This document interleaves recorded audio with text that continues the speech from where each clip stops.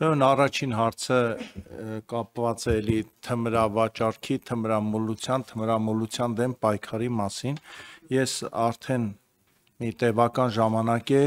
կառավարությանը, ներքին գործերի նախարարությանը առաջարկում եմ, որ թմրամոլության դեմ պայքարի շրջանակներում գնանք կանխարգելման ճանապարհով եւ 15-ից 18 տարեկաններին ենթարկենք պարտադիր թունաբանական փորձաքննության եւ մինչեւ հիմա նախարարությունը այլ նախարարություններ հենվելով մարդու իրավունքների ինչ-որ բաների վրա խուսափում են գնալ այս քայլին։ Ձեր կարծիքով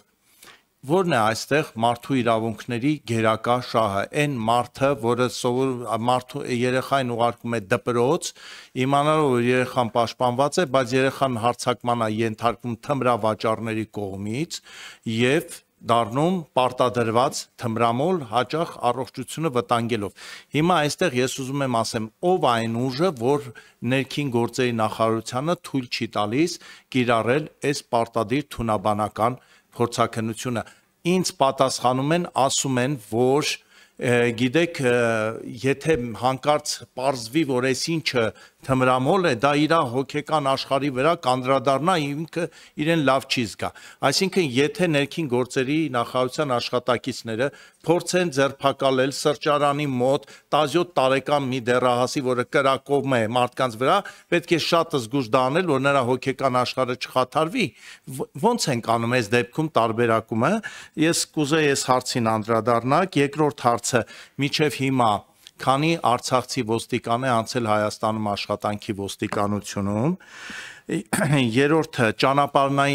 ճանապարհներում արկա իրավիճակը դուք վիճակագրությամբ նշեցիք, որ դրական առաջընթաց է, բայց հավատացեք, օրը 1 զոհը մոտավոր էսպիսի հաշվարկով դա սարսափելի մեծ թիվ է Հայաստանի համար, եւ ես ձեզ ուղղակի ոչ թե հարց կոչ եմ անում, որ այս ոլորտում առավել ուշադիր լինեք, որովհետեւ երբ որ լրահոսում լսում ենք, որ այսինչ գյուղում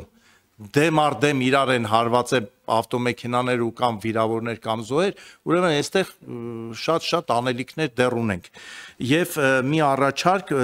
չեք կարծում, որ պարեկները աշխատանքի պետք է գնան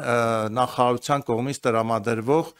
ավտոբուսներով, որպեսզի առանց այն էլ նեղ խորենացի փողոցը իրենց կայանած ավտոմեքենաներով լրացուցիչ դժվարություններ չստեղծեն Հայաստանի Հանրապետության քաղաքացիների համար, որովհետև այնքան շատ են կայանում ճանապարհի այս ու այն կողմում, հաճախ երկու շարքով, որ ժամը 6-ից մինչև 8-ը այդ տեղով ավելի լավ է ոտքով անցնել։ Եվ վերջին հարցը չեմ տալիս ուրեմն, եթե Պարոն Ազարյան, խորենացում ոնց որ վերջին անգամ երբ եք անցել։ Վազգեն Սարգսյանի եւ խորենացու փողոցներում հարցը կարգավորվեց 2 անգամ հանձնաժողովի նիստում դա հնչեցնելու պարագայում։ Եվ դա ես բազմից համոզվել եմ, եթե խնդիրներ տեսել եք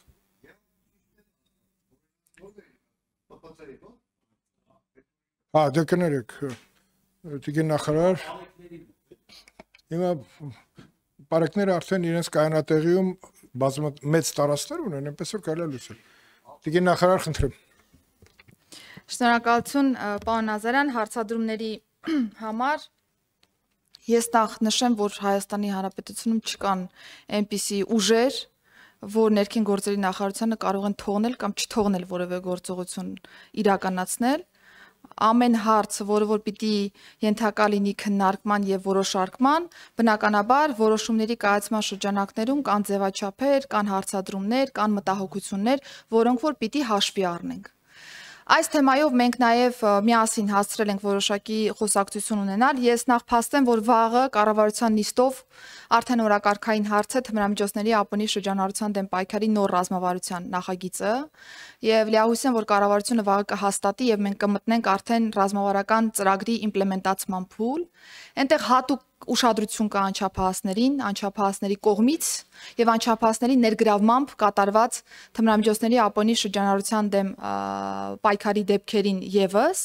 եւ ասեմ, որ անչափահասների թեստավորման մասով, որ դուք նշեցիք, հստակ կա ձևակերպված, որ պիտի այս հարցը դառնա ուսումնասիրության առարկա եւ մենք պիտի լուծում նախատեսենք։ Լուծումները երկուսն են, կամ մենք համապարտադիր կանոն ենք նախատեսում, որ բոլոր անչափահասները կամ ձեր նշած տարիքային խմբի, կամ ավելի ցածր շեմից մինչև 18 տարեկան անձինք պիտի հանձնեն թեստերը, կամ նախատեսում ենք կամավորության սկզբունքով թեստավորման հանձնման կանոնը։ Ասեմ, որ մենք բավական տարբեր երկրների փորձառություններ ենք նայել, նաեւ դիտարկելով տարբեր իրավակարգերը, տարբեր կառավարման ռեժիմները եւ միջազգային փորձում չկա միասնական մոտեցում, թե պարտադիր եղանակն է հիմա ճիշտ, թե կամավոր եղանակը, որովհետեւ հատկապես այնպիսի պետություններում, որտեղ որ սեգրեգացիոն ռիսկերը ավելի բարձր են եւ կարող են որոշակի ազդեցություն ունենալ, գործընկերները չեն գնացել պարտադիր թեստավորման ճանապարհով, այլ ընտրել են կամավոր թեստավորման ճանապարհը, սա մի արգումենտ է։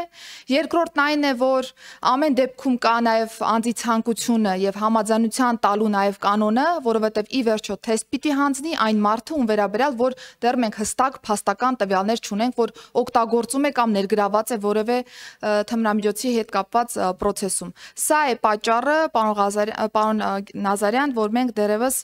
թեման քննարկում ենք եւ վստահ եմ, որ կառավարության կողմից վաղը ծրագիրը հաստատելու պայմաններում հարցը բերելու ենք նաեւ ազգային ժողովի տիրույթ, որովհետեւ ինչ եղանակով էլ որ հարցը կարգավորվի, դա պիտի կարգավորվի օրենքով, որովհետև այլ որևէ ակտով, որևէ ձևով մեր քաղաքացիների վրա նման պարտականություն դնել չենք կարող, եւ որ տարբերակը, որ փոխընդունելի համարեցինք միասին, այդ տարբերակով էլ կշարժվենք առաջ։ Ճանապարհատրանսպորտային պատահարների մասով իրականում, երբ որ ես թվերը նշում եմ, անընդհատ նաեւ դրա կողքին կա միտքը եւ նաեւ տարբեր հարթակներում բարձրաձայնումը, որ իրականում ճանապարհատրանսպորտային պատահարների թիվը դեռևս շարունակում մտահոգիչ մնալ։ Ճիշտ է, մի կողմից մենք արդյունավետ, այսպես ասեմ, ռեսուրսի ճիշտ ուղղորդում անելով հասնում ենք նվազմանը, ընդ որում շատ դեպքերում ես կարող եմ նույնիսկ չխոշել այս մտքից, բայց անհաղթահարելի ինչ որ մի կետի ենք հասել, որը որ կարող էինք այլ հավասար պայմաններում մտածել, որ հնարավոր չէ նմանատիպ վիճակագրական տվյալներ ունենալ, որովհետև անընդհատ ունենալ տրանսպորտային միջոցների աճ, անընդհատ ունենալ երթևեկության հետ կապված տարբեր հարցեր, ունենալ արդեն 1 միլիոնի հասնող տրանսպորտային պարկ Հայաստանի Հանրապետությունում եւ նաեւ ունենալ այնպիսի պարկ, որտեղ որ մի շարք մեքենաներ չեն համապատասխանում տեխնիկական պահանջներին, բայց ունենալ ճանապարհատրանսպորտային պատահարների թվի էական նվազում, զոհերի էական թվի նվազում, վիրավորների էական թվի նվազում, սա պիտի ընդունենք, որ կատարված աշխատանքի արդյունք է։ Մյուս կողմից ես համաձայն եմ, որ եթե մենք միջին վիճակագրական տվյալներով օրական մի զոհի կամ նույնիսկ մի վիրավորի մասին ենք խոսում, սա մտահոգիչ տվյալ է Հայաստանի Հանրապետության համար։ Հետևաբար երկու ուղղությամբ ունենք աշխատանքը անելու, մի կողմից պիտի նաև մեր քաղաքացիների վարքագծի փոփոխությունը խթանվի, մյուս կողմից խիստ վարչարարություն որպես այդպեսին պիտի իրականացնենք, որովհետև մենք դեռ վարքագծային էական փոփոխություններ քաղաքացիների շրջանում ցավոք չենք տեսնում։ Իհարկե իդեալական ճանապարհը կլիներ այն, որ բարեկային ծառայությունը անգործության մատնվեր այս տեսանկյունից, որովհետև չլինեին նմանատիպ խախտումներ, բայց ցավոք սրտի մենք արձանագրում ենք, որ ունենք թե անվտանգային կանոններին վերաբերող խախտումներ եւ թե առհասարակ ճանապարհային երթևեկության տարբեր կանոններին վերաբերող խախտումներ։ Բարեկային տրանսպորտային միջոցների մասով, ավելի ճիշտ բարեկների կողմից իրենց տրանսպորտային միջոցով աշխատանքի գալու մասով, ասեմ, որ ապրիլի 16-ից արդեն շահագործման ենք հանձնել նոր համալիրը բարեկային ծառայության եւ այդ խնդիրը հնարավորինս լուծել ենք, որովհետեւ կա թե բարեկային տրանսպորտային միջոցների համար նախատեսված առանձին պարկի հատված եւ թե նաեւ հենց բուն աշխատակիցների կողմից իրենց տրանսպորտային միջոցները կայանելու համար նախատեսված հատված, բայց կայանման հետ կապված խնդիրները Հայաստանի Հանրապետությունում ամենուրեք են, պարոն Նազարյան, սա պիտի ընդունենք, որովհետև եթե մենք ունենք տրանսպորտային միջոցների թվի անընդհատ աճ, ենթակառուցվածքների հետ կապված նույն ինտենսիվությամբ դեռևս աշխատանքները քանի որ